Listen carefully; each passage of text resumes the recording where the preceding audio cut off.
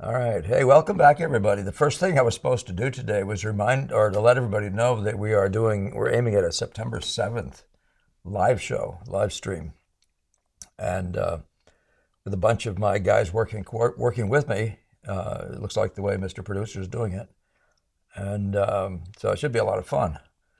And in the meantime, though, before I even start this one, I do want to thank David D. And you know who you are, David. 50, another really nice recurring donation. I think I'm going to start thinking of you as a patron more than anything else. You mind having a name like that? I don't mind having you here. It's really a big help to us. Keeps Mr. Producer moving along. All right. Blake asks a rather broad question about photography. I was looking at Edward Steichen and realized there were hints of Degas, Whistler. His start was in painting in the 1890s, and he'd gone to study in Paris, so it seems he would have been steeped in such influences. Do you have any thoughts about photography as its own art form, or particular photographers that would be good to look at? Fashion, landscape, etc. I may have Blake fill that out in a second. And we're just going to look at pictures. But let me, did I say I have Blake here? Yeah, I do have Blake in the studio. So Blake is not going to be visible, but he's a voice. And it's one of those things I've been telling you I've been wanting to do is when I'm doing this stuff, I don't want to be missing some aspect of your question. And sometimes just your hearing it even will bring up new ideas. You're hearing what I'm saying and responding right there on the spot. So appreciate your being here with us, Blake. So you spoke with the other guys at the studio. Let's do that. Let's finish this out. What other thoughts did they have that we might deal with today? They could come up as we go, but let's see if you can do that for us. So, one of the immediate photographers that we started talking about after I mentioned Edward Steichen uh, was Ansel Adams, and how that could be useful looking at in terms of landscapes. And he in particular is his work is some of it's very grand and has this kind of chaotic impressiveness to it, but other photographs, it seems to be the play of values is the important aspect of the landscape, and Okay.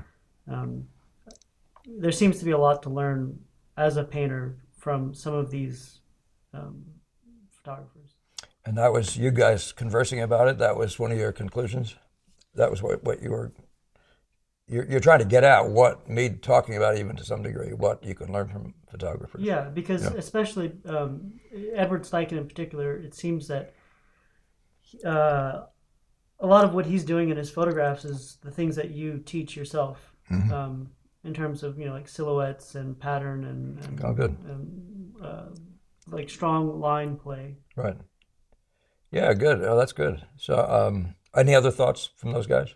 One of the other ones was maybe this is a little too broad for today, but talking about cinematography and perhaps some I'm older movies, especially black and white movies, and gonna have to get Mr. Producer in the room for that one, Blake. Yeah, because there is a ton of it. There's a ton of it. In the running through this stuff, kept running into Alfred Hitchcock, and of course, you'd undoubtedly run into, the creator of M, whose name I'm forgetting right now, the director.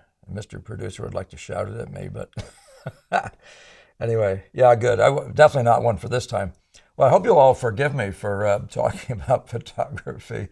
It's the sort of the elephant in the room question, and what I mean is they. When you talk about some of the modern abstract expressionists, American abstract expressionists in particular, they would say it's all over. The photographs here, we don't need you guys anymore. Get out of the way. And in some ways, I like that because it does remind us that. I mean, it's such a far-fetched idea what they're saying, but it does remind us about the ideas associated with the visual art that are its very form, like color relations. There's something about abstractifying it to the nth degree that is is demeaning, actually, to my mind, a little bit of the human, but certainly takes the human out of the picture, except to the degree that he made those abstractions. Uh, and well, of course, made them and influenced their placements and all those things. But so in that sense, it's the same. But there's something about that I've never been able to quite embrace, and that is it's almost like the form without the human in it is just somehow or other disconnected, and that's where I sort of live with it. But so let me talk about photography. Let me get a picture up just to start with, and because you mentioned I don't actually have any Ansel Adams. I feel a little bit dumb for not doing that, but I exhausted myself trying to get a few guys. I don't follow photography much, and there are a few guys I follow, but one of the reasons I just sat on Steichen is because he's done almost everything everybody else has done. One of the exceptions is Porter, where Porter sits there and tries to get every single blade of grass in an image, just all fine detail, the modern realism sort of model. And but Ansel Adams and his landscapes is a really good point. I had the privilege of working for a woman doing portraits for her family, and she had the privilege herself of having him visit and frequent their place in, I want to say it's northern or some part of Los Angeles, the coastline there. So I have just the hint of a connection. But it's funny. But I do have plenty of landscapes in here. So if maybe Blake, if I don't get to that, you can use one of those as a takeoff point. But we can talk about some of those aspects. But yeah, I have never found that, for multiple reasons. I've never found, and this isn't the discussion I want to have today. And no, I don't think anybody assumes that photography replaces painting for multiple reasons. I mean, among others, the painting is a lasting feature on your wall. I mean, they'll last for hundreds of years. So far as we know, I mean, isn't going to do that. But I'm not even sure that's so. But one of the key things about painting that you're going to see me refer to as we go through is the capacity of the painter to be in charge of every little thing, from the setup all the way through, and the ability to alter things. Now, I understand photographers aren't inclined to be those guys who alter things. Some of them are so fussy about take the shot, you win or lose by the shot, that single shot, and don't do it don't make it nice by how you mess with it in the development process. I don't know anything about it. I just hear things from different people. So. But you can see, I myself, as a young student, was inclined to be amused by Steichen's painting, self-portrait here, with its painterliness. And when you look close at it, it looks like this actually might be a painting, but it obviously looks like it was, at least certainly compared to his other work earlier, is based on a photograph, or who knows to what degree. But it does have that painterliness feeling, a little bit of the lostness. You say you're down through the finger into the brush. Yeah, very, very interesting interpretation, shall we say.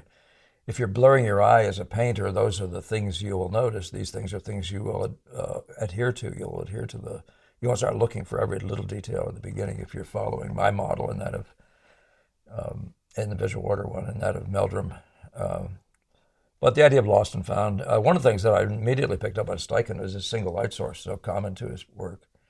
A lot of people, and once you get into movies today, are doing multiple light sources, and I've found that to be really hard for the viewer, and hard, and not pleasant. It's just like it becomes in painting; it just becomes a feat, and a lot of people have done it. I'm thinking of Orpin and others, really beautifully, but they become a subject, unfortunately, unto themselves when you start doing that. It's like, oh, what a genius, And I hate to, there may be more to it than that, but. It's so remarkably unnecessary. Ang's comment, why do you make it out of three little shapes when you can make it out of one big one, to me applies to, for example, what Zorn is doing here. Why would you make it out of multiple light sources when you can make it this effective out of one big one? And the power and punch of that single direction, for some reason, is a big deal. By the way, I'm showing Zorn because of the painterliness of this particular picture, which is out of the Gardner Museum in Boston. and it's similarity in type, so to speak, to the and certainly his thinking is significantly like us. He's very much into light and lostness, and even his etchings is a significant thing. Uh, so I think that may be enough of an introduction. I was going to add something to that, and I've forgotten what it was. Blake, do you have any thoughts on that point? No, no. Okay.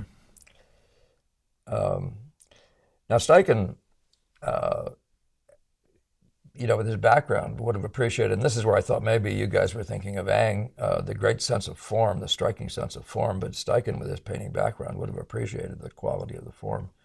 But I was amused by this. A lot of people, excluding Steichen, are using veils on faces and things like that. And so probably right about the same time, so was De Camp. Now, De Camp is 10 years, 15 years older, I'm sorry, than Steichen. So remember, Steichen comes in uh, uh, when we're toward the end of the 19th century. So he's got this huge body of stuff to work with, including painterly painting, but including the development of painting itself from an outline-based, object-based thing to a visual impression thing.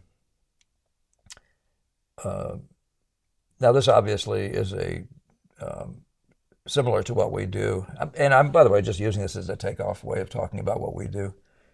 But the visual world is what it is. Photography is just, it's just our eyes are saying the same thing as the camera, right? Except that we have two eyes, and there's some curious, interesting differences because of that. But so we expect and then the photograph is framed, so we have a whole bunch of things in common, right? The world of values, you couldn't see anything if you couldn't see darks and lights. Here's a world where here's the lightest light, shall we say, or the highlights might be, but then there's another tone that's rather like it, and then there's a serious dark and a mid-tone in the direction of the darks. So it's a fairly this is how we work. This is our little world that we're working with. We're organizing value units and, of course, shape and form and all those other aspects of it. The flatness of this passage here, the flatness of it, it's how beautifully it sets off the roundness of this. Even the smoothness of all this stuff and how the curiosity of all this sort of stuff here these become the mix of elements that make this thing even interesting. Well, that stuff is all just common to painting, and I'm just going to keep talking about it as we go through. Blake, feel free to speak up if you have a thought at the end of any of these things, some question or, I don't really want to think of what we do here as question and answer. I'm not an answer man. I'm a discussion guy, and I like the conversation. So there isn't anything one can say, as much as a teacher would say that we have any questions. Well, there's no dumb question. I don't think there's any point that isn't something that's got to be a part of this whole discussion. So anything we say, anything you say, that passes your mind has got to be something. Let's not underrate it. It's who knows what it might mean. So, yeah, you've seen this, Sergeant, many times on my video. One of the interesting things about what we can do as painters that you can't do in photography. Well, you can, but you have to do that thing where you conjure stuff. I mean, we've seen people manufacture. Oh, today is a really good example. But you put somebody in front of a different background. You can make stuff up. Well, Sargent could do that, and because this is an imaginative painting, each of these parts is studied individually and separately. But here's Sargent doing the film noir, sort of famous, casting a great shadow to make its effect. He's not cutting it sharp, even though these appear to have been very much sharp lights. But there were probably multiple footlights making this back here a less sharp abstraction, where this might have been a single. It looks like very much a singular light source. Nevertheless, we're trying to be entertaining. Sargent's very much into that. It's a fascinating abstraction. You're making it interesting by the distribution of the pattern. This is just, So Steichen is, by the way, Steichen is obviously a student of the arts in every way. He's probably seen everything that he could have seen by the time he's doing these things, which are he's probably in his 40s or 50s when he's doing these kinds of things. But this is a nice example, though, of pattern making that we talk about so much. I refer to the word pattern, and I don't mean it by pattern when I use it as the repetition of certain kinds of things. Like, do we have a pattern? Like we take the reds and we go from from warm to cool with the reds. We do the same thing with the greens. That would be a pattern in a different way, right? Like a pattern of behavior. But Gamble, the way he used it and the way I think of it here is just the articulation of this, a pattern, as if you're cutting out a shape, to make a dress out of, okay? So, but that's just a nice introduction. It's a beautiful, beautiful use of the creation of a center of interest. I think of this kind of patterning as creating a big foil, and you'll see that it's very much engaging this. I don't know what year Sargent did this, but I have a suspicion he did it before Steichen was very far into his career, and it probably was some big hit somewhere. Thoughts, Blake? Well, one of the things I've noticed since studying with you is that now I'm looking at photography different than I was before. Sure. And especially black and white photography, because it reads so much like a full value drawing. Right. And so in this drawing in particular, I see, the flat shadows for the most part, and you'll have the hard edges, and then you have the lost edges, and these strong light effects. And it seems to me so much that it's following all the same rules of painting in our way. Why wouldn't it? Yeah. So you'd say we're just trying to be interesting, and you just notice something interesting. Now, what happens with a good painter is that you know all these names, and when you see something in front of you, you say, "Oh, that's one of those." I did that video on 15 things you need to be able to do with a brush. But that's what that is as a category. For example, when you have to make a sharp wet into wet edge, you say, "Oh, I know what that is." Now, I'm not saying you say that, but you've been there so many times. You're very good at that. But it's in the same way, these things, just the idea of pattern, this is dominated by the idea of pattern, so, in the way I'm talking about it. Or whatever, yeah. You want to say more on that? No. Okay. Yeah. I'm glad, though. What I'm saying, though, what I really want to say overall is that the visual world is the visual world. These are our eyes. We see these things. And there's not a thing that Steichen does the painters haven't seen and done. Just have it in mind. But on the other hand, you may not know all these things if you haven't seen a whole body of paintings and if you haven't thought it through. And these days it's a miracle days. You can look at 800 paintings in about an hour. I mean, it's just completely nuts. Now, online, they're pretty goofy frequently, but they give you a lot of that. The ideas like this aren't going to go anywhere, even if this isn't brilliantly reproduced. You can still see what the game is, this great mass of dark setting in a field of midtones with the dance of lights going through it. I mean, you begin to see, or the center of interest, how it's powered up over everything else, the idea of centers of interest. But that is one thing I'm going to talk about as we go along, and that is that photography has done all these things over and over and over and over and over again. So you can actually review the things we do. Even if the photographer is ignorant of the ideas, you can review them over and over and over again.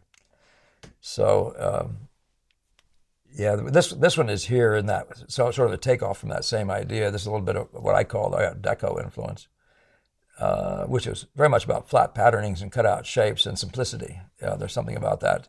Also repetitions, variations on a line of repeated ideas. But, and this thing, sometimes I would love to cut this for you, but the way I first saw this was cut off right here, and it was just this much of it. And you can see that the abstraction wants to be interesting, and that never goes away for a painter. The simplicity of this, though, and with this one too, this remarkable valuistically very simple, very simple. You might say the uniqueness, the busyness of this area, the very much more elaborated forminess makes the center of this thing, but it's actually set up by having this great middle tone and around everything, and then having this dark create a foil also for this major effect, which just is by some chance is just the most interesting to look at. Not by chance, but just follow our game as we play along. We just watch the visual world too. We're no different. And photography is a lot like Impressionism. The difference is, of course, that Impressionists have more control of their environment in the end. And of course, one of the other things that you have to accept about photography is that it's instantaneous. you can shoot 40 photographs of this woman and variations on this thing in about a minute, whatever, these days, especially digital photography. But there is an advantage and a disadvantage in that. There's a certain lifeness to it that's hard to get when you have multiple sittings. What was it Degas said? It's not whether you can get the life in 6 sittings, it's whether you can keep it in 60. Well, so we're talking about the 60 sitting mentality here. Well, this guy is sitting there before nature and beginning to understand. I think of what we do as meditative, and photography is less so. Now, I'm not a photographer, so maybe you guys in the photography world can correct me on how to be meditative, or how that really does exist also for you guys. But in the patterny way, though, so this is, I'm thinking this is in the 20s, maybe 30s, so it's a bit of some combination of the Art Nouveau and you might even buy into, by the way, the influence of the Oriental world, but the patterny world. And of course, the long, elaborated, and enticing line.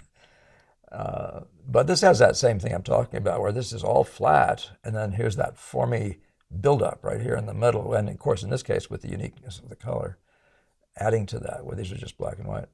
So this is, to me, it's remarkably similar, but it's obvious this guy's had time to really think through about exactly where these passages are cutting through this other abstraction and all that sort of thing. Yeah, I just did this because, you can see him playing up the flat patterns in a sort of a curious way. So I don't know. Do you have thoughts on this one, Blake? Is there anything interesting about this, or other? Well, you want to add to this? Yeah. You kind of talked about the meditative nature of painting, right? And I haven't put this into practice yet, but I'm wondering if since we have all got cameras in our pockets now, if you think it's worth exploring that as a tool for creating compositions, or just thinking more about the possibilities around you when you're out in the world.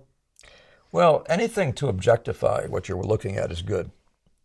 And one of the reasons I even do little drawings and stuff is because I want to see it and then draw a rectangle, is that I want to see it in this world. You know what I mean? So there's nothing about that that's not necessarily bad. The problem I find, though, is potentially there is that you're going to want to use the photograph because now it's held this moment for you. And you have to learn as a portrait painter to be a different painter. You have to hold it in your own mind. And you have to actually put down the things you're going to keep and then let other things be variables. So we talk about the movable feast, Gamel does, when he's talking about the hair and the changes in the costume. And you're going to miss magical things. That's one of the things about photography. There's a lot of stuff in it that I would love to have changed. I'm about to show you one. Maybe it comes up in this next. No, it doesn't yet. But I'll talk. There's a Steichen landscape where there's a piece in it that ought not be there. It just doesn't do any good for the composition. And you won't have that. So one of the things that's available to you in the meditative mindset is that repositioning, rethinking it, right? Where the photograph is sitting there and you're thinking, I'm not. And we do this to ourselves in portrait painting, by the way. We start thinking, I better save that, I better hold that. That might have changed, that might change. And in fact, of course it will. So when you put down what you need of it, and then you can get it back. If you're a good portrait painter, you get the sitter to do that again. With possibly some other variables now incorporated. And so it's almost like in some moments about the setup of a portrait, you're taking a still life and rather resetting it from time to time. Interesting thing possibly to do. Is that enough conversation on that for a minute? Yes. Yeah, okay. So we have just a standard thing, right? Silhouette, right? So blasting lights in the background, silhouettes in the foreground. Here's the feature of this one is Rodin as a thinker. So he's got the thinker grouping here. So you could look at this as rather a still life, but you see Rembrandt's done this all way back when. I'm not saying, by the way, to this stuff to in any way put down photography. I'm saying the world visual is all the same world, and all these little things happen, and if you have an eyeball, you pick up on them. and so Steichen has done a beautiful job of that in this picture here. And a thing you might do more of, for example, this would be an example where you might like this to be sitting further back in the picture, or this to be further forward or something, because the spatial, this rather feeling like it's in front of that toward us, has that funny feeling. And it's not a thing that you couldn't adjust if you were doing this in person. And I don't mean you'd move the cast, but you could alter the lights somewhat. I don't know what's going on here. I assume this is a shot in the studio because most of his shots were raw and he did a whole series of them with Rodin. So he conceivably could have altered this light a little bit. Anyway, and by the way, there are other reasons apart from the spatial that you might not want to. Maybe you love the pattern of the lights as they finger out into this space out here. So, yeah. Well, Yeah. so one of the things I'm finding interesting in this discussion is that you can kind of you can think more about what painting is and what you should be doing when you're painting by thinking about what is it a photographer's doing and what's the differences, what's available to him that's not available to the painter, and vice versa. Um, so whereas I might go outside and I might find a landscape opportunity, but I don't have my supplies, so I'm going to memorize it. Right. And Right. it's a whole different exercise than a photographer. And I feel that there's a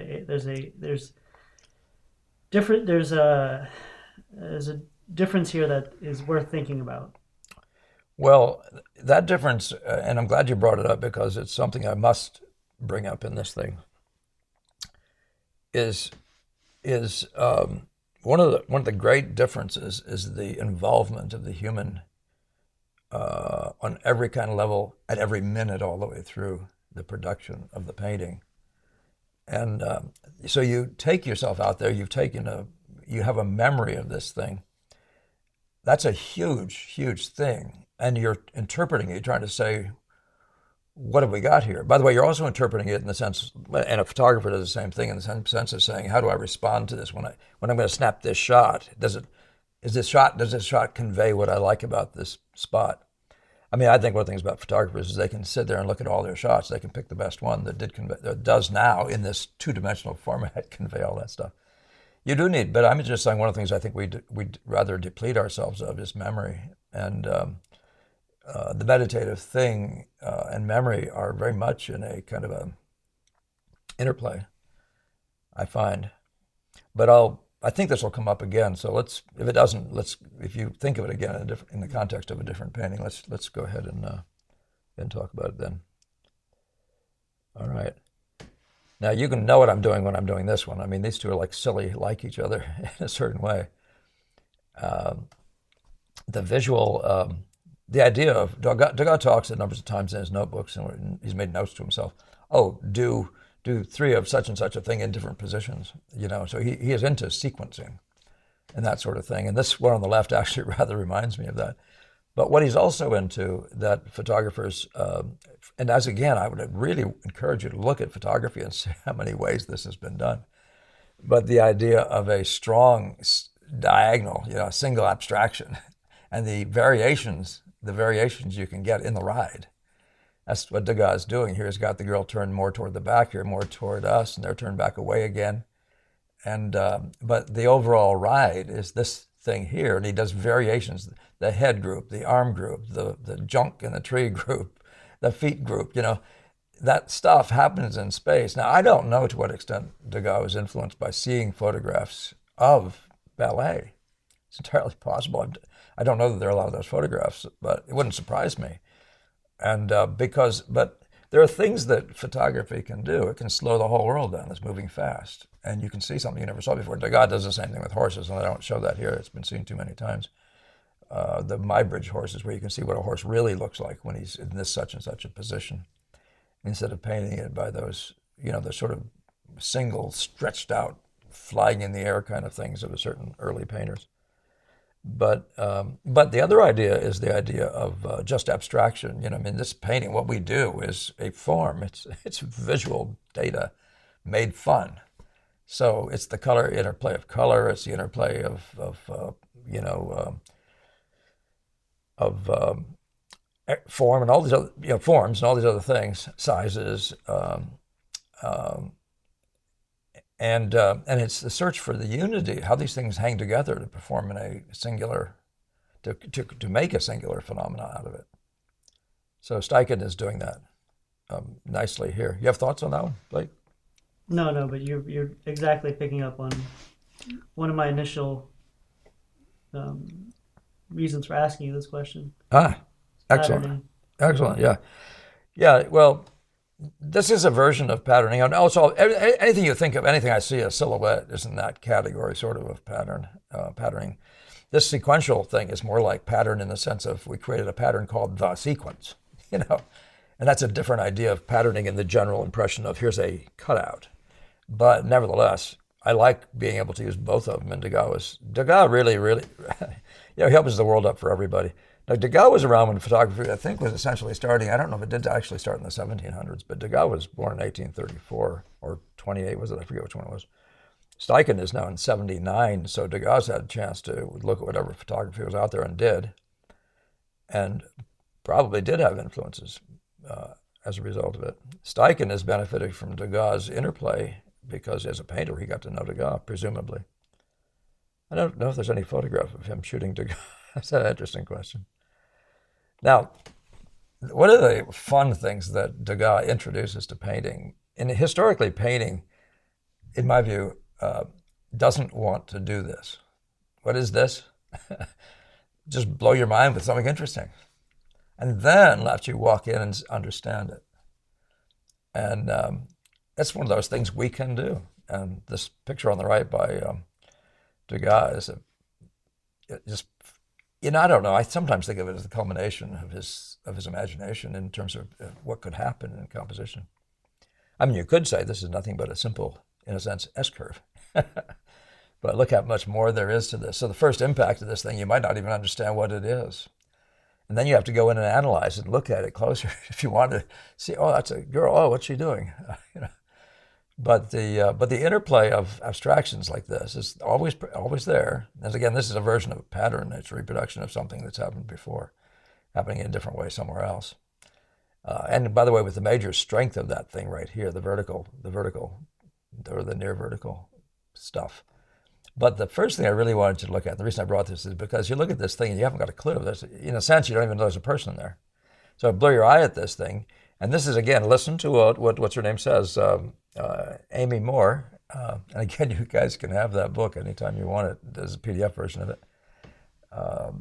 The Science of Drawing and Art, I think. But she says now at the end, when you've got all your setup there, blur your eye and see what you got. And the main thing you want to have when you get to that point is fascination, in some sense that it hangs together, fascination with the general impression. Now, impression not meaning impressionism, but the first impression that comes to your eye. Thoughts on this one, Blake? Fun way in, isn't it? You get the guy to come across to he's wondering what the heck that is because it's intriguing to look at. So imagine this one in color with all that stuff. I don't know that he did stuff in color. I don't remember seeing it, but Degas, and this is one of those things you must be aware of, Degas is putting together imaginative. He essentially does this first. He does it black and white. He does all these drawings. And then he creates a color scheme. What a mercy. I doubt that photography can ever get the unity he can get with color by doing it that way. Yeah, and this is, I think, Blake, this is, you said where you came in sort of a little bit. Tell us what you were thinking. Well, I mean, besides just the obvious, you've got this long shape and this very short range of values. Yeah. I also, so there's obvious reference or comparison to Whistler, but also the Steichen's photo here, I feel like it demonstrates a lot of what you teach yourself in terms of the strong silhouettes. You have the flat shapes and then the line play in the branches. And so you have like a strong leading line, and then you have it repeated in places. Yeah. One thing, I mean, this is a very Degas-like in one sense, by the way. Before we go to Whistler, but that is, you think of those pictures of him doing the cabaret with the little light bulbs and that sort of thing. But it's fascinating how he uses in this thing, how that little bit of difference. But there's some range. If I'm to some tonal paintings, you're kind of basically boring me. And you need interest, however you can get it. If you reduce the value range, you're going to have to do it some other way. If you reduce the value range, you're going to have to make sure your blobs are fascinating in the way they interplay with each other. Let's just talk about these muted gray blobs sitting in this field of lighter midtones. And the same thing would apply to the fun, the areas of interest, the various areas of interest. But yeah, just the sheer variety. There still has to be variety, but it doesn't have to. There's lots, and painting doesn't want to be all things every time out. I mean, that's just something to keep remembering. So, but so it's another question about Whistler, who I think is the same age roughly as Degas. He might even be older, is he? But of course, you sense the influence of the Japanese, and it could have very easily have also been his big influence, Steichen's influence. But that shallow value range, and just intriguing me. Now, one of the things that we haven't spoken of just yet is the idea of mood. And one of the things we like photography like this is in some ways, we don't even care if the composition is all that good because the mood is so heavy, it's so excellent, Mood's a thing. You can't get out of it in painting. and, and by the way, some things, that's a thing they play, that we play up, we play mood. And other times it really isn't the central point. With Degas, frequently, like some of those coming up, I'll show you, I'm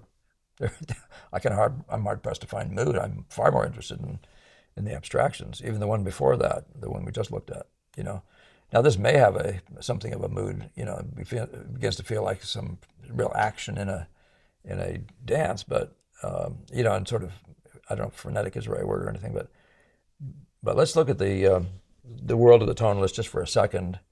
Now this is the one I was telling you, I would love to move this, this blob right here. This seems to be doing, perpetual damage to the design, so that's a thing that the painter can do willy-nilly. I know some of you younger guys have said, oh yeah, where do you move stuff? Where do you move stuff? I don't, in the first place, this is a fascinating and very unified abstraction, but this thing here, wouldn't be looking for lots of stuff to move, but if there's a thing that keeps sticking you in the eye, as this one does to me, you can see how you can. By the way, one of the things you can do is hold your finger up at that and imagine yourself covering that and seeing where you would move it to. And if you can't move it anywhere, maybe it shouldn't even be there at all, but that's another story. But there's a level of interest. This is the darkest dark, and then it goes down to the next level of darks, and there's levels below that till you get to the lightest light. So if you were to take the dark out of there, you might remove one level of values that might make it less interesting. You're going to have to figure that out. But that is one. That's just one of those things. And that is one of the difficulties of photography in my mind, is that you got sort of stuck with it. And what are you going to do with it? You just develop it, And I guess you learn to catch that in the next one. Next time you go out, you're more aware of your composition. That's one thing, too, that we have in common. And as we use a small frame, one of the frames we use as a viewfinder is a photographer's frame. A lot of us are using ones like that. Not me, I'm not actually, but yeah, you can see bits of George Innes and other people, and this one here is Twachtman, which I managed to make too close to the picture. Look at that. Anyway, but you can see that again, it's heavy with mood. It's very understated. It's not aggressive, and there's something about that. There are paintings that are too aggressive, that are hard to take. Now, it's in your mood. You might like it to be aggressive, and in the right setting, if you're dealing with composing for a bar or something like that, the picture behind the bar, you might be a whole different thing. You might want X versus Y. Thoughts on those? Right? So something I'm noticing in all of these photographs is that you've made the point in the past that what's your reason for painting something, and to get in and get out, and that once you've made some painters, once they've made their point, that's it. Everything is extra at that point. Mm-hmm. And you don't have that option in photography. Referring back to some of this stuff. But, I mean, in the abstraction, in the abstract thing here, he's done well. He looks like a great spot. He's done it. He set it up well. And he's succeeded at, I don't know what he's done. One of the things that lenses do what they're going to do, right? I think a lot of these guys aren't seeing the results till they come through the acids. And so it's kind of curious how much of this he actually had in his eye, and the get in and get out mentality, as much as he was just shooting stuff and hoping for something. I always wonder about that part of composition. The camera will do stuff that your eye couldn't possibly do, like slowing horses down, so they sit in the air, their feet just right. But yeah, but there's something about that. Let's see if that comes up again. This is me taking these are two whistlers, and I only really wanted to use them because of the use of figures down here. Now I think this is a painting from one of Steichen's photographs, the best I can figure out, and sometimes that's not clear online, and I can't take forever to do this. So if you guys, when you do send stuff to me, want to talk about some in particular, make sure you have that information for me. But yeah, the one thing we're back to, though, is the use of memory. Whistler was, and you'll see some by Degas that I'm not using today. Whistler was doing this with his memory out there. The way he describes it, it sounds like that's what he's doing. It doesn't sound like there's any moment at which he's going out there and taking pictures with a camera. But the human eye is what it is. But you have to be, and by the way, he's one of those students of Lecoq, the training of the memory guys. But yeah, you do have to go out there. Again, once you're standing there, you may have only a matter of minutes, sometimes seconds, and you have to go into a meditative state. I've showed you in the past my memory studies of clouds and different things, and they have a look to you of being very precise and accurate. But there was a meditative state, even though it was only 30 seconds to a minute long, that I was able to hold that stuff. There was enough data going through my mind and relating to each other in the setting that I'd become accustomed to facilitating, working with, that I was able to maintain that. And don't underestimate the possibilities here with this kind of stuff. The blurred eye, I mean, it's your privilege to use a blurred eye even in the interpretation of these things, but I doubt that he did that any more than others of us would blur our eyes just to see who's on first, and to see to what degree the darks in here tend to fuse with that background versus this one standing away from it and yet forming a second of two darks. Do you have thoughts about these? Come back to the memory, Blake. Is there anything on that? Not sure. You keep going. Yep. Now, the fun of you see what I'm doing here, by the way. I'm not trying to sell or promote or suggest any good, harm, or anything else about photography. It's the human eyeball, turned into a single cyclops view, and managed however you manage it, over longer exposures, less exposures. There's a bunch of things you can do, which you can also do with your eye. Mostly painters don't do that with their eyes. In other words, they don't mess up the world and then try to interpret it on that messy lines. They try to see it as it is, and that takes you objectifying.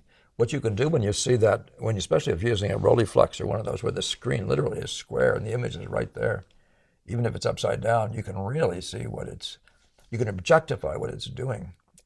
You need to learn to do that with your eyes as well.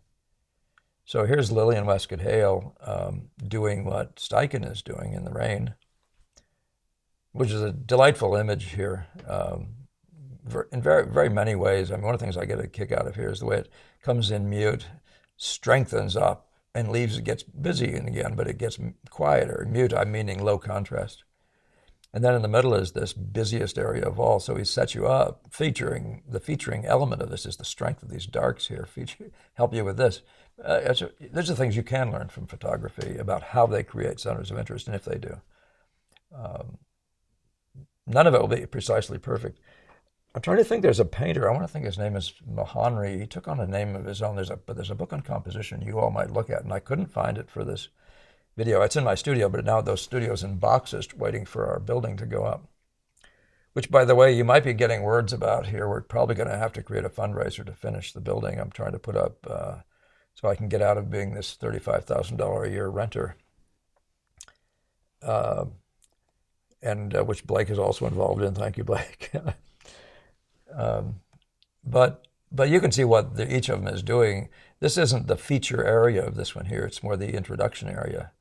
But you can see the interest is going to be where it classically is. This is not as interesting in shape, even though it's dark. But there's a funny way, and this one leads you in. By the way, I'm not a rode-in kind of guy, so don't take that maybe too much. But there's a way in which this allows you to get to the most. In other words, this isn't it, so your eye keeps moving until it finds it. That's not the rode-in mindset that I want. But in this case here, your eye jumps to here. But it's boring, relatively speaking, as you can feel all the way through here. There's much more interest everywhere else. So it sends you up into an area and then weakens its way completely out of the picture. So different things, obviously, that you do. The one thing is they're low contrast, and it's amazing how beautiful pictures can be. And again, there's a way difference in mood, isn't there? You begin to quiet the room when you reduce the contrast, even internally. And of course, the fewer the details, the quieter the impression too. Do you have thoughts on any of this, Blake? Any conversation? No, I just they're both beautiful. Yeah, are they fun? I'm always surprised by what they can do with photography. Yeah. After the fact, after the photo. Well, I am wondering if this is messed with, and Steichen seems to have done some of that. Whereas today people talk in purist. Some people I've spoken to have these purist things about if you didn't get in your shot, you just aren't a good photographer. But so yeah, so that's one of those things I don't particularly want to judge him yet because I don't know what he had as options. So, or was that just the way the shot came out? Yeah, he shot it, saw it on his screen, shot it, got it. Maybe he cropped it. He definitely cropped stuff. I dragged Karsh into this, and these two don't particularly go together, but I didn't want to not use this thing here because of it's a harsh pattern play. And again, I could take away the idea, is there a mood in this? This whole area feels like it's lit by spotlights, which you really wouldn't want if they're performing out here. You'd want this to be darkened. It's kind of an interesting use of license, wouldn't it be? So he can get his fun plan, his abstractions going here that keep on repeating in variations across this whole thing. Again, he's this distribution guy. He just loves that idea of pattern, repeating. When you see it here, you see the windows and all this brokenness on the floor. Everywhere you look, you see this whole thing going on like that. And then his face is maybe the least of all that stuff. So these guys all, when you get this hectic with all this activity, the area that's the least hectic and the unit of interest that's the least hectic might wind up by being unique, being the most interesting aspect of it. Thoughts on any of this, Blake? Well, I'm just thinking of photography in terms of when I think of photography, I think of it having a strong emphasis on subject. Mm-hmm. Whereas in painting, the subject's not so important. But you're making me think otherwise. I'm assuming that Yes. This is a photograph of a specific person. I'm thinking so too, and I've forgotten who it is. Yeah. But Karsh was a portrait photographer, much like Steichen, for much of his life of significant standing. yeah, so neither of us know who this person is, but Right. there's reasons to look at it beyond the subject. Right. Yeah, and of course it's a good thing to, when you have a subject. For example, this guy may be involved in very complex operations, in the universe. Maybe he's an internet guy. No, he isn't. But in the days of when computers are just the complexity of the whole thing is starting to be so, well, you can see how that could be a statement about him. As I've talked about that before with the portrait of the judge, with Tarbell a little bit. But that is right, and we do that. We pay attention to that. But the primary thing for us is entertainment visual. And entertainment's not the word in the shallow sense of that word. It is like music. The music does much more than entertain you, but it's unity. It's the interrelationships, the logic of it is a huge thing to the human mind. We're always looking for the logic of it, which is another word for the unity. But subject, yeah, that's another question, isn't it? Here's subject. Same guy, Karsh. And this guy is another one of those people. He has a name. But did he steal this directly? He's younger yet than Karsh is younger yet than Steichen. Did he simply steal that from Degas? I'm actually wondering about Degas. Degas seems to be messing up the composition, the perspective here, and I'm wondering if Degas actually had the corner of a room and didn't turn the corner, chose to make it go back. You see how all the lines in here want to go back? Well, this is built on a different set, right? This one feels more logical to go this way, doesn't it? But again, that logic needs to apply. One thing that Degas does is classic information is to take your center of interest and make it the feature. This guy almost loses it. He does it by putting it in the center of interest, in the center of the picture, by like Kubrick. But he loses it so much into all this that the abstraction is rather beginning to be more interesting than the head, in the sense of, let's talk about Durante in this case here. But yeah, look how simply borrowed this feels. Even his intro at the front is a light. And so is that, you follow what I'm saying here? Mm-hmm. Yeah. See how we're sort of slightly bending this back here? This should have been either strictly horizontal, and this shouldn't have been getting bigger going this way, presumably. But it does look, there's something funny that starts going on here, so no, I'm just having fun. But this is a design that is shooting in. Its whole thing is to shoot in and not come back. This suggests it's coming back, but it's doing it very minimally. The action of this thing is all traveling in. Learning what the main line is a picture, I mean, looking at lots of photography is a very useful thing to do. And see if you can sort out main lines and grand unities and how they work. Thoughts on that, Blake? No, except that the Karsh photo, I don't know. It seems like one of the interesting things about photography that we keep saying is that there are things that kind of you might not want in the picture that get stuck in there. At the Right. very top, I wish this photo were just a little bit shorter, maybe. That little bit of Yeah. whatever. Yeah. That's we have the authority to do that. As I, to God, even up here, he continues the verticals. It's obviously. Yeah, I can understand why you might say that, but you can look around and possibly find logic in the quietness of this with that and maybe some other spots. So there may be a reason. Watch out that you don't apply the things I teach or the things that you learn in painting, over apply them or apply them exclusively at the expense of other thoughts, right? So when you see something in a space, even just a midtone that's quiet, and there's another midtone like it that's quiet, that's a thing. Don't underestimate it. Even that little bit might be the third one. I'm being silly now. But you could see a kind of a comment, I mean, a kind of an aesthetic travel between this and this and this up here. Yeah, just cutting it off with my thumb, it does seem to be doing something. This becomes another one, a different composition. And that's why I have students who'll do this and they'll crop their composition and I'll say, well, crop it this way. Do you see what then you have to do? You have to rethink the whole composition every time you crop it.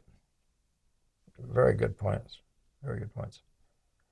And yeah, Stieglitz was around well before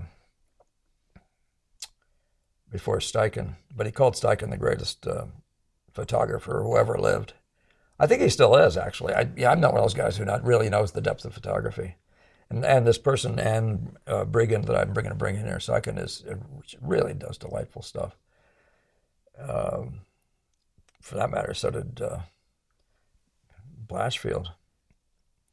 We are almost at an hour. Look at this. I got to get out of here. Well, you guys like an hour, right? But photography for an hour? What am I, lost my mind? No, I'm not talking about photography. But again, this is very classic, rather in the direction of the guys, the school in Ireland. What was that called? The quiet flatness of these things. That's a wonderful picture, but the same way. But notice how this actually is paying attention. This arm here and this here. This stuff this is reasonably composed in a classic sense of that word, and really thought-provoking. There's so much good stuff here. There's still things a painter might do. Like I'm not happy about this in its detailed sense,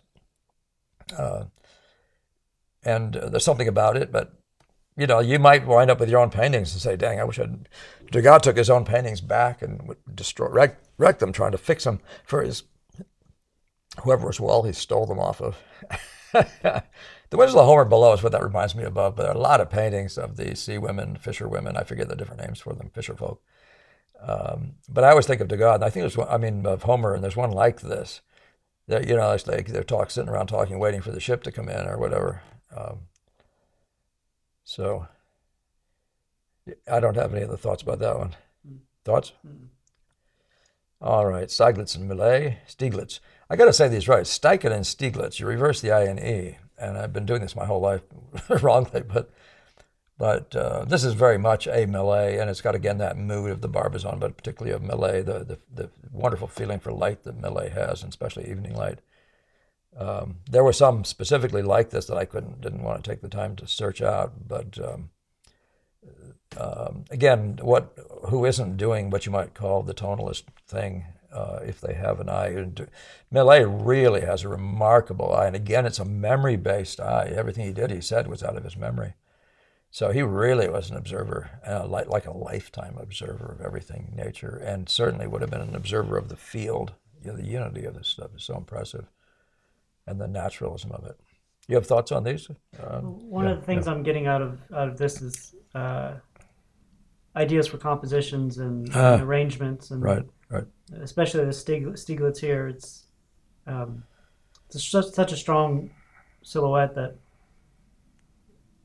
it's giving me ideas for how can I repeat this kind of shape in maybe a landscape or with a person. Right, but watch out that you don't do that as much as you discover it. I mean, that's one of the things we have in common Mm. with the photographer. We don't want to be abusing what we take and turning it into a little Blake. Every time you go out there, oh, Blake's been here again because he's made all these shapes the same. No, but that's why the quietness of this thing is its own thing. I could have brought in the one of his paintings with like the sower. This grand simplicity of it, the monumental simplicity of it. And if you start adding stuff to it because you're being aggressive with design, who knows? So watch out that you listen to what this is before you start applying your data, your input, to manipulate it into something else. That's why I pick on Rubens. I do a little bit because everything turns into Rubens, and it's not a big for me. It's not. It's a tough thing to take after a while. And that's where Degas is interesting, in that he says he didn't find his way. He didn't find his. What did he phrase he used? People are always trying to find their thing, and he never did. It's an interesting conversation because Rubens did, and he spent his whole life doing that one thing. Rembrandt's more interesting that way. He's discovering himself, it appears, all the time. As a painter, he's discovering the world painting, of the world visual in various ways, and handles it in different ways because of what he learns. Thought this was interesting just because it made me think of Lillian Westcott Hale again. Of course, it's the era, it's the drapery, the hair, and Lillian Westcott Hale just loves using patterns, and she loved doing kids, so I just had to throw this in for fun. Yeah. Of course, this is where you can control stuff like this. These beads could have done anything, or the chain could have done anything. Notice her hair is chains, in a sense, right? And this is all variations on that. Variations, pattern, different pattern, and different variations on how those things happen in different sizes and masses and values. Notice those are, isn't that funny? That's just the world visual, and when a good painter. Now, this is where you're going to wind up with like these two hands. Is that really where you want those two hands? I'm not saying it isn't or is. I'm saying that's or even the values that these have. If you have time to meditate on this and don't have to do your shoot in 1 hour, you know what I mean, and move to something else and move to something else and move to something else, you might have turned that hand into two hands into one unit or something. I'm not saying anything in particular, but we have time when you have time to meditate, or even this line across the top that I find really troubling, just touching the edge of the frame there. It's very annoying, and if the photographer is doing what I think he's doing, he doesn't allow himself permission to trim that out. Now you could drop the frame, but then that would change the spotting. The elevation in the page, by the way, is a thing with photography. We talk about the noble half of the paintings, a conversation of the Boston School, but it wasn't an unusual one across the field. Quick thoughts, Blake? You good with this? Yeah. Okay. All right, well, we got to get through this. I really would like to do this in less than an hour. But look at this. This just looks like a Maxfield Parrish, doesn't it? So does this. This is Anne Brigman. And of course, we know that Maxfield Parrish was doing imaginative painting that had always been done by the salon painters, except that he just took photographs and traced them. He traced everything about them and colored it in like coloring book, and did some astonishing stuff with glazing. And his way of using color is amazing stuff. But I'm just showing it to you. Again, this is heavy on pattern. This one is heavier on form. Really the beauty of this form is this is very Angian, and so is a lot of what Maxfield Parrish does. And then again, Stieglitz in the sense of grandeur. You can't get out of photography.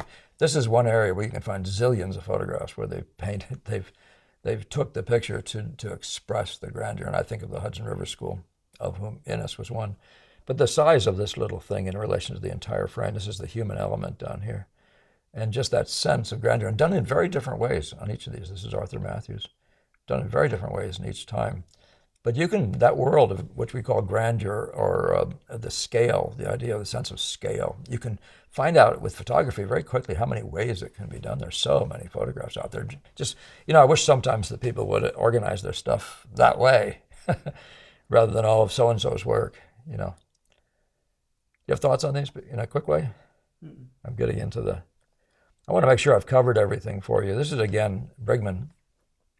And, but again, you can see Matthews here. I don't actually know their age differences.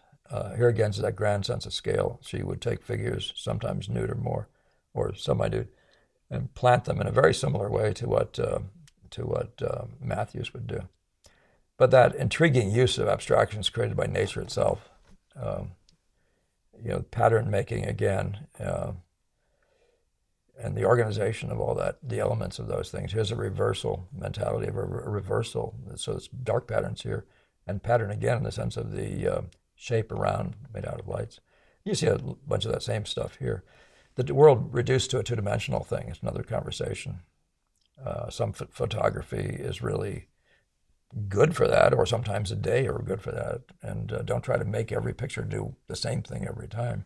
You wind up missing these major opportunities. That's why I say the poetry that we're after is the poetry of the day, of the moment. You don't want to be that guy locked into your poetry and you force everything into your little box. Argue with me if you like. Hey, Blake, we'll leave on this one. You like this one because you remind you of Anne. You want to make your last comments before we get out of town? So just to summarize what I'm thinking is that, say I have a still life where I'm looking at nature, and as a painter, that there's several different ways I can approach it, more than I realized before. So I could approach it purely as an academic, and then I could approach it more as an impressionist. Mm-hmm. And then there's also the photographer's mindset. And I need to think about this some more, Right. but there seems to be a valuable lesson in thinking about what a photographer is able to do with nature as it is, as opposed to an impressionist or a Boston School impressionist. Yeah. I don't know. I don't have much to say about that, but this picture has a lot of intrigues me. Let me talk about form for one thing. You see the irregular. This is what I call this formy, right? This is darks and lights, and they're in movement, right? So you think of that as form producing. Well, this is real form, human form, and it's just a step up from this one. And then this one is even more focused human form. Not focused isn't really the right word, but I mean more elaborated and more specific. You see the breadth of this one here, the generalization of this one in there, the specificity. That's the cheek. That's the this. But there's a fascination in me in just seeing if as a painter you can just name what you got there. So value movement is what produces form.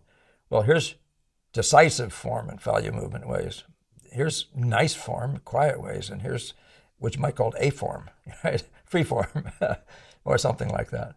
But then you combine that with this entertainment value of the Greek vase, the cutouts, light cutouts, dark cutouts, which lesson is he not learning? Ang was the guy who said, let's learn from the Greek vases, from the Greek painters, plate makers or whatever. Yeah, but again, the same old routine. No, I'm just talking now again, so you're not left in the world of having to be the last word. But the idea of interest here, your job, if you look at this, keep on being that kind of a painter. If your job, if you look at this, is to back up mentally, and you'll pick it up again here. What is the it that this is picking up? Is it the mechanical chunk? Is it the littlenesses? What is it that makes this relate to that? And maybe in the end, maybe both of them slightly relate to this. Do you see where I'm going with all that stuff? Or in a reversal, maybe relate to the Sharpie busies out here or whatever. But that's a thing. I mean, just when you're out there, this is the meditative mind, right? When you look at something, don't worry about getting it. Worry about what in the heck it means in relation to context.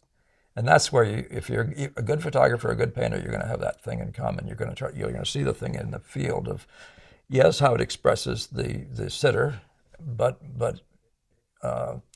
more how it expresses how it delights within the frame. And so now we're talking about that world that this was very decisively about, which you might call the abstract. You get the last word, Blake. Perfect. Thank you. All right, Mr. Producer, we've gone over an hour. I apologize, and I hope the sound stuff works out. Again, David D., thank you again, Mr. Patron. You have been a long patron, and you've been of huge value to us. And to everyone else, bring your, thank you also for all you've done, and continue to subscribe, like, and share, all the rest. And do keep sending your comments. I wouldn't say I was not actually interested in responding to Blake on this question. I would have left it out, but I started looking at the pictures and giving him a break, giving him a Blake, and look what I wound up with. So it's a good discussion. Don't neglect it. We've talked about photographs before with some landscape stuff, and that was one of the reasons I didn't do a lot of landscape here. We have covered that a little bit and showing you how to find the composition in a landscape, find the unity of it. But yeah. Hope you enjoyed that and it's useful to you as a painter. All right. See you in the next one. And don't forget, September 7th. I think we're 5 videos away. You know what the great reason was for deciding we're going to do a live one on that day? Because that's 365 videos. That's one year, every day for a year worth of videos. So here's to you and us. I'll see you in the next one. All right.